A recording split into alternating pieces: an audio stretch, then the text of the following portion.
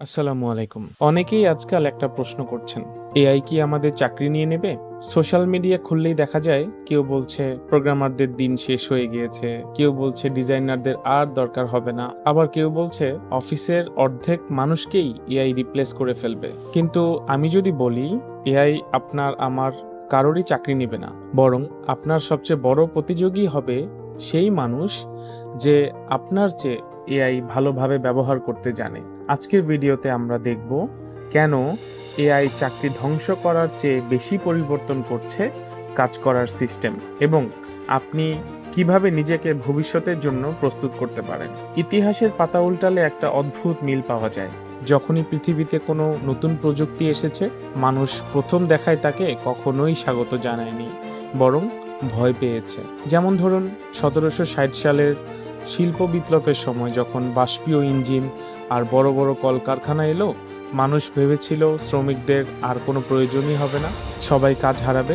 একইভাবে 1970-এর দশকে যখন কম্পিউটারের আগমন ঘটল, তখনও বিশ্বজুড়ে তীব্র প্রতিবাদ হয়েছিল। ধারণা করা হয়েছিল একটা কম্পিউটার যদি 1000 মানুষের হিসাব 1 মিনিটে করে দেয়, তবে লাখ লাখ মানুষ বেকার হয়ে যাবে। কিন্তু ইতিহাস সাক্ষী, কম্পিউটার মানুষের চাকরি কেড়ে নেয়নি, বরং কম্পিউটারকে কেন্দ্র করে তৈরি হয়েছে কোটি কোটি মানুষের কর্মসংস্থান।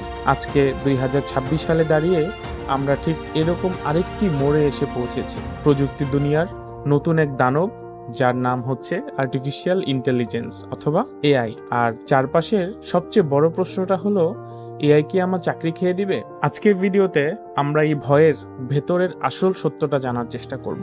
খুব স্পষ্ট করে বললে, এআই কোনো মানুষ নয়, এটা কোনো জীবন্ত সত্তাও নয় যে আপনার চেয়ারে এসে বসে পড়বে। এটি মূলত আপনার সুপার স্মার্ট অ্যাসিস্ট্যান্ট বা সহকারী। গত কয়েক বছরে এআই যে গতিতে এগিয়েছে তা সত্যিই অবিশ্বাস্য। একসময় যা করতে একটা পুরো টিমের 1 সপ্তাহ লাগতো, আজ একজন সাধারণ মানুষ এআই এর সাহায্যে তা কয়েক ঘন্টায় করে ফেলছে। যেমন ধরেন text generation, video editing, data analysis থেকে শুরু করে কোডিং, সবখানেই এআই এর রাজত্ব। তাহলে কি মানুষের আর কোনো দরকার হবে না? হার্ভার্ড বিজনেস রিভিউয়ের একটি সাম্প্রতিক গবেষণায় দেখা গেছে, যেসব কাজে সৃজনশীলতা, মানবিক আবেগ, জটিল সিদ্ধান্ত গ্রহণ এবং কৌশলগত চিন্তার প্রয়োজন হয়, সেখানে এআই আজও শূন্য। এআই নিজে নিজে কোনো সিদ্ধান্তই নিতে পারে না, সে বরং কিছু আইডিয়া জেনারেশন করে এবং আপনাকে ইন্টারনেটে থাকা যত ধরনের আইডিয়া আছে সেগুলোর একটা সামারি করে দিতে পারে। তার মানে কাজটা কিন্তু শেষ পর্যন্ত মানুষ অর্থাৎ আপনাকেই করতে হচ্ছে। তাহলে আসল ভয়টা কোথায়? এখানেই আসে আমাদের আজকের মূল সত্য। এআই আপনার চাকরি নেবে না, কিন্তু যে মানুষটি আপনার চেয়ে ভালোভাবে এআই ব্যবহার করতে জানে, সে আপনার চাকরিটা নিয়ে নেবে। ধরুন একই অফিসে 2 জন কর্মী কাজ করেন, একজন রহিম, অন্যজন হলো করিম। দুজনের অভিজ্ঞতাই সমান, তাদের বেতন সুযোগ সুবিধাও সমান, কিন্তু পার্থক্যটা হচ্ছে রহিম এআই ব্যবহার করতে জানে না, অন্যদিকে করিম বিভিন্ন ধরনের এআই সফটওয়্যার ব্যবহার করে, যেমন চ্যাটজিপিটি, জেমিনাই।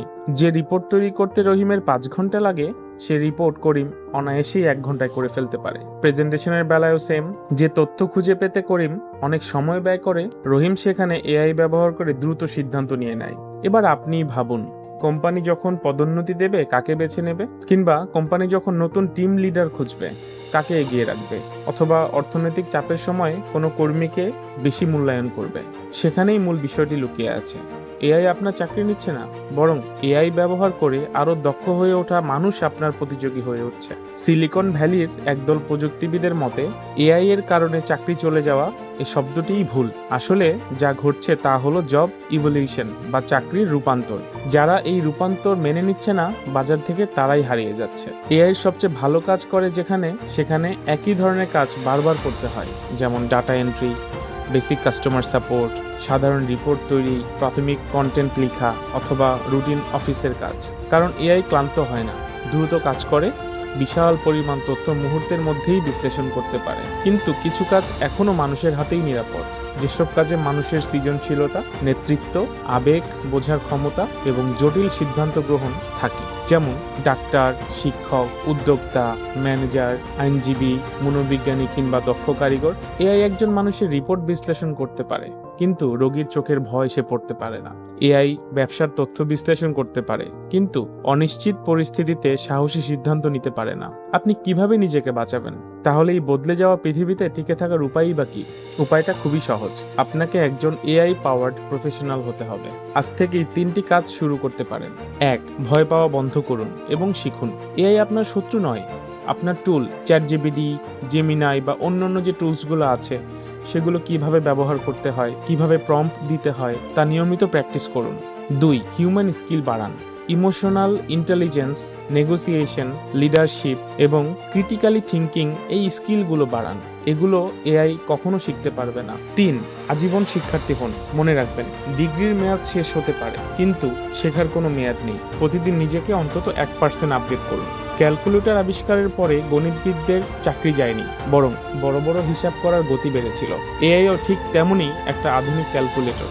ভবিষ্যৎটা তাদের জন্য নয় যারা এআই তৈরি করেছে, ভবিষ্যৎটা তাদের জন্যও নয় যারা এআইকে ভয় পেয়ে মুখ লুকিয়ে রাখছে। ভবিষ্যৎটা আসলে তাদের জন্য যারা এই শক্তিশালী প্রযুক্তিকে নিজের বুদ্ধিমত্তার সাথে জুড়ে দিয়ে প্রতিদিন নতুন নতুন কিছু সৃষ্টি করছে। সিদ্ধান্ত আপনার। আপনি কি প্রযুক্তির জোয়ারে ভেসে যাবেন, নাকি সেই জোয়ারের পিঠে চড়ে ভবিষ্যতের দিকে এগিয়ে যাবেন? আপনার জন্য অনেক শুভকামনা। ধন্যবাদ।